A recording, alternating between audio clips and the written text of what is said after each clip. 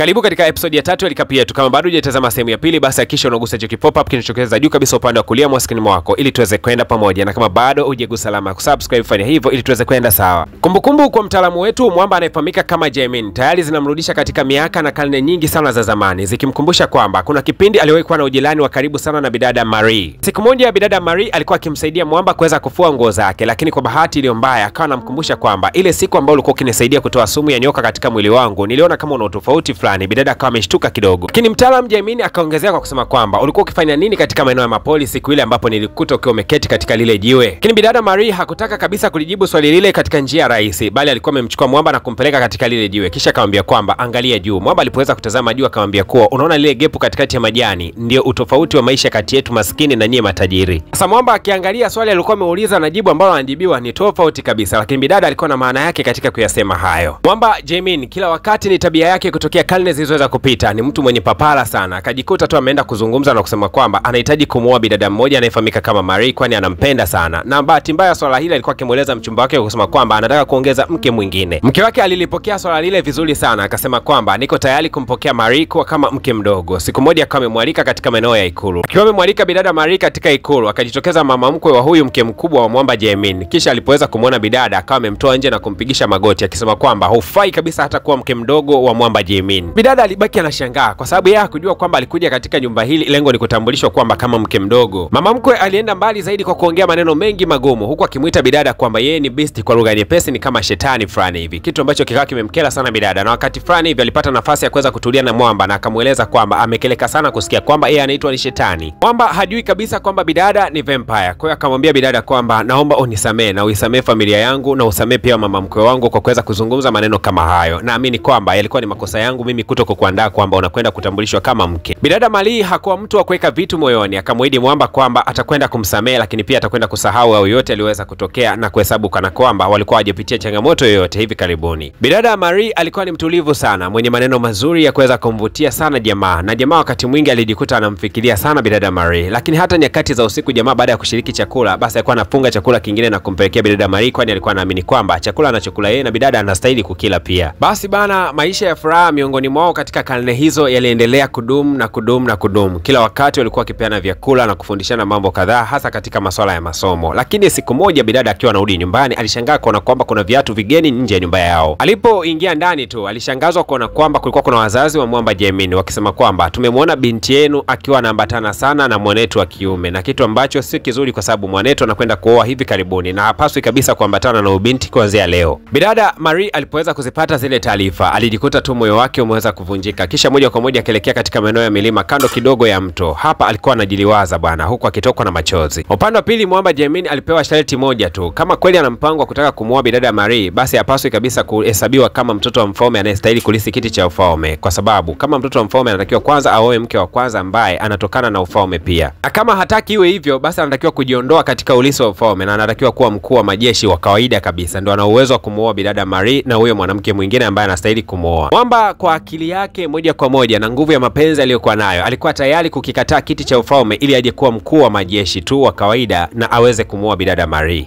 Mfalme alikasirishwa sana na haya maamuzi ya mwamba Jaemin, akimuita dhaifu wa mapenzi, na kuanzia hapo akaamua kuadhibu wazazi wake na bidada Marie ili waweze kumlazimisha msichana huyu aweze kuachana kabisa na Jaemin. Hasa mwamba Jaemin yeye yuko busy sana kufanya mazoezi kwa sababu anatarajiwa kuwa general wa jeshi, lakini kwa bahati mbaya siku moja akiwa amekutana na bidada akashangaa kuona kwamba bidada anamwambia kwamba nataka ushike maisha yako, yani mimi sihitaji kabisa masuala ya kuwa na wewe. Bidada Marie sababu kubwa ya kuachana na mwamba alidai kwamba ni kwa sababu mwamba anamchumba, na hiyo ndo sababu kuu hasa iliyosababisha yeye aweze kuachana naye. Lakini kwa sababu hiyo, kwani alikuwa ametishiwa na ufalme na kutishiwa wazazi wake. Bidada Marie alipoweza kutolewa tu katika eneo hili la ufalme, moja kwa moja mwamba Jaemin akamfuata mzee mmoja kwa kumwambia kwamba nahitaji umwambie bidada kuwa nyakati za usiku nataka nikutane naye chini ya mti siku ya leo. Na nyakati za usiku zilipoweza kufika, mwamba tayari alikuwa amefika chini ya mti, na siku hiyo mvua ilikuwa ikinyesha. Jamaa alikuwa yuko tayari kuloa na maji ya mvua. Nyakati hizo za usiku, licha ya kwamba bidada alikuwa amezipata taarifa kwamba Jaemin atakuwa akimsubiria katika maeneo ya chini ya mti, lakini bado tu yeye alikuwa busy na hakutaka kabisa kuelekea katika maeneo hayo, huku akilia tu chumbani kwake. Yule mzee ambaye alikuwa amepewa ujumbe kumletea bidada akarudi tena kumkumbusha bidada na kumwambia kwamba mtoto wa mfalme alikuwa ameagiza kwamba siku ya leo uweze kukutana naye chini ya mti. Naomba ufanye hivyo ili usije ukanitia matatizo nikaonekana sikukufikishia ujumbe. Kwa hiyo bidada akaamua kwenda kukutana na mwamba kwa sababu tu ya kumlinda mzee asije kaingia katika matatizo. Wakati anaelekea huko mvua ilikuwa kinyesha. Alijaribu kujifunika katika majani fulani lakini kila anapojaribu kukimbia akajikuta anaanguka. Mwisho wa siku akafika mpaka katika eneo alikuwa amepanga kukutana na jamaa, akamkuta jamaa akiwa amesimama katika mvua.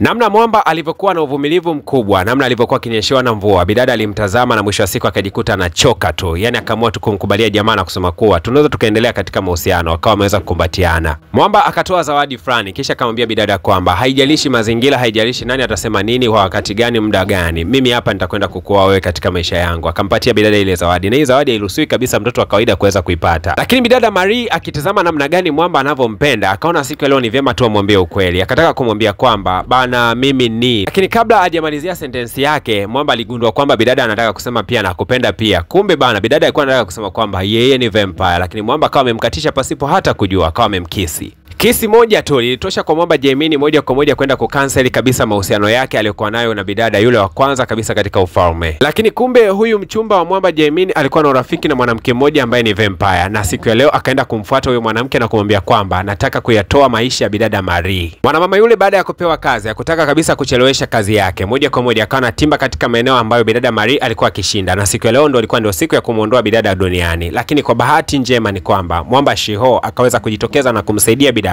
Na wakati huo mwamba Jaimini alikuwa akishuhudia tukio zima, namna ambavyo mwamba Shiho alikuwa akijali sana juu ya bidada. Akagundua kabisa kwamba Shiho alikuwa akimpenda sana bidada Marie. Shiho alipogundua kwamba hapa kando Jaimini naye alikuwepo pia, akasema kwamba kama huwezi kumlinda bidada basi naomba umuache na usimfuatilie kabisa. Kisha akawa amembeba bidada na kuanza kuondoka naye. Jaimini hakuwa na neno lolote la kuweza kuzungumza zaidi ya kurudi nyumbani. Sasa kile kitendo cha mwamba Shiho kuweza kumsaidia bidada kilikuwa ni kibaya sana, kwani kikao kimewakela sana mavampire, na mwisho wa siku mavampire wakapanga kwenda kumvamia mwamba Shiho. Na bahati mbaya taarifa hizi mwamba Jaimini akaweza kuzipata. Moja kwa moja akaenda kumsaidia jamaa Shiho. Ila katika mapambano makali sana aliyokuwa akiendelea, kwa bahati mbaya sana Shiho aliweza kungatwa katika eneo lake la shingo, na hii ikawa ni mbaya zaidi katika afya yake. Kumbuka kwamba Shiho kipindi hicho alikuwa si vampire. Jaimini akambeba mwamba Shiho na moja kwa moja akampeleka nyumbani, lakini katika harakati za kusoma vitabu akagundua kwamba ili mwamba Shiho awe hai lazima itumike damu ya vampire katika kumtibia jamaa. Sasa ikawa kipengele ni wapi atakwenda kuipata damu ya vampire. Moja kwa moja akaelekea katika maeneo ya mapoli, na siku leo alitaka kukutana na bidada, na lengo la kukutana na bidada ni kumwambia tu kwa heri kwa sababu amegundua kwamba hawezi kumlinda. Aliporudi nyumbani akaanza kufanya uchunguzi ni wapi atakwenda kuyapata mavampire lengo aweze kumtibia mshikaji wake Shiho. Lakini katika harakati za kufanya uchunguzi akaja kugundua kwamba haya mavazi yalikuwa yanatumika na vampire aliweza kumshambulia mwamba Shiho yanatokea katika jumba ambalo yule mchumba wake alikuwa amemchumbia siku za hivi karibuni, ndio anashinda zaidi huko. Kwa akagundua kwamba lazima anemsaliti kumbe ni mchumba wake bana. Moja kwa moja akafunga safari na kuelekea huko, lakini alipofika tu akakuta bidada anataka kujinyonga. Kamuwai na kuanza kumuuliza ni kwa nini uliweza kufanya vile, lakini bidada akakili wazi kwamba alikuwa akiona wivu sana namna ambavyo mwamba alikuwa akimpenda sana huyu mwanamke ambaye anafahamika kama Marie. Hasa huku nyumbani kwa mwamba Shiho, moja kwa moja ametoka na kuelekea moja kwa moja katika geto ambalo bidada anapatikanika. Sasa ajabu ni kwamba alipofika tu katika eneo hili bana, hali yake ilikuwa ni mbaya zaidi. Kumbuka kwamba Shiho anafahamu kwamba bidada ni vampire. Bidada Marie alipoweza tu kumwona mwamba katika hali hii akagundua kwamba jamaa alikuwa ameng'atwa na vampire. Sasa hakukuwa na namna yoyote ya kuweza kumsaidia zaidi ni kwamba bidada akajikata katika mkono wake kisha akamiminia mwamba damu katika eneo la mdomo. Baada ya hapo tu jamaa akawa amenyenyuka, lakini alinyenyuka akiwa kama vampire. Mwamba kujigundua kwamba amekuwa ni vampire alikasirika sana. Akawa anaipiga ile damu ambayo bidada alikuwa amemletea kama kinywaji cha kuweza kushiriki siku ya leo. Akamwambia kwamba ni kwa nini umenibadilisha mimi na kuwa vampire, lakini bidada hakuongea kitu chochote kile, akawa ameondoka. Siku ya leo alikuwa amepokea barua ambayo ilikuwa na mhitaji kuelekea katika maeneo fulani vya mapango. Hii barua ilikuwa imetumwa na mwamba Jaimini, lakini kumbe walikuwa wakimchezea mchezo hawa mavampire. Waliandika barua kana kwamba Jaimini ndio alikuwa akimhitaji, lakini walikuwa wamemleta katika mapango. Walikuwa ni mavampire wengi sana kwa lengo la kuweza kumteketeza. Lakini kumbe hata Jaimini hakupo mbali kabisa na eneo hilo, akiwa amevalia kinyago na akatimba katika eneo hilo na kukaa mbele ya bidada na kusema kuwa hakuna atakayeweza kumgusa bidada Marie. Lakini hawa mavampire wakamwambia kwamba haina shida bana, lakini unajua kwamba huyo ni vampire mwenzetu. Wakawa wamechukua kioo na kuweza kumuoneshea. Ni kweli kabisa mwamba alikuwa anajiona yeye peke yake na bidada alikuwa onekani, lakini bado haikuwa kigezo. Akasema kuwa bado ataendelea kumlinda. Katika wakati huo huo mwamba Shiho akawa amejitokeza naye akasema kwamba hataweza kuruhusu kabisa bidada aweze kufa. kufa, lakini pia akaweza kudhihirisha hali yake ya kwamba yeye ni vampire. Nao wazazi wa bidada hawakuwa mbali, na wenyewe waliweza kujitokeza katika mitaa hiyo, lakini yule mzee ambaye mara nyingi sana huwa anapewaga ujumbe na mwamba Jaemin, leo alijidhihirisha na kuonesha kuwa na yeye ni vampire mkongwe sana na mwenye nguvu. Akawafuta kumbukumbu wote wale vampire walikuja kumshambulia bidada, wote wakajikuta wanaanguka tu chini. Hasa hii asili ya mwamba Jaemin kumkataa bidada akiwa katika hali ya vampire haikuanza leo. Alikuwa akimkataa kutokea kipindi hicho. Siku ile alipoweza kugundua kwamba bidada ni vampire, ilikuwa ni ngumu sana kwa yeye kuweza kukubaliana na hii hali. Kwanza kabisa akaondoka eneo la tukio, akachukua mshale, kisha akamfuata mwamba Shiho, na hapa akawa amemnyoshea mshale na kumwambia kuwa siku ya leo na kuangamiza wewe na kizazi chako cha vampire. Akawa anamtazama tu mwamba, kisha akawa amefyatua ule mshale, na ule mshale moja kwa moja ukapita kando kidogo ya sura ya mwamba Shiho. Mwamba ikawa ni ngumu sana kupokea ukweli na kuamini kwamba bidada ni vampire na anatakiwa kuwa naye katika mahusiano. Hii kitu ilikuwa inamshangaza sana. Akakaa katika jiwe fulani akiwa anawaza sana. Nadhani maamuzi ya mwamba yatakuja kuwa ni yapi? Tukumbuka kwamba tumebakiza episode moja tu tuweze kufika finali ya tamthilia yetu nzuri ambayo tulikwenda kuanza nayo kuanzia episode ya kwanza mpaka hapa tulipoweza kufikia. Asante sana kwa wewe ambaye uko pamoja na mimi. Kumbuka kwamba kila unapogusa alama ya kulike na tunapofikisha like 100 basi natoa episode ya mbele.